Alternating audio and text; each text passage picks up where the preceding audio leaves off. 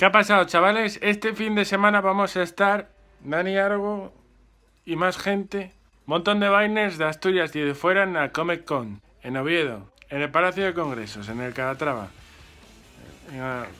A vernos.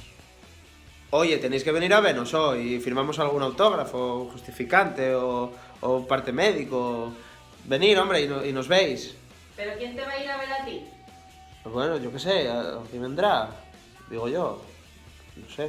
Hola, muy buenas, ¿cómo estáis? Este fin de semana estaré en la Comic Con de Oviedo. Es un evento donde se juntan cosplays, cómics, internet, videojuegos, un poquito de todo. Yo estaré junto con otros Viners y lo vamos a pasar muy bien. Si queréis aprender más sobre la aplicación de Vine o vernos un rato, charlar y pasarnos súper bien, venir este fin de semana, sábado 5 y domingo 6, en la Comic Con de Oviedo. Palacio de Congresos, Calatrava. Os veo allí, un besito y hasta el fin de semana.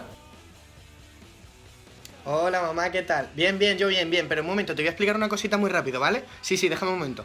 Que mira, que este sábado y el domingo, el día 5 y 6, voy a estar en Oviedo, en la Comic Con, en el Palacio de Congresos de Calatrava, que voy a estar dando una charla sobre Vine, y voy a estar con más Viners, haciendo Vines, y grabando Vines, y enseñando Vines y tal.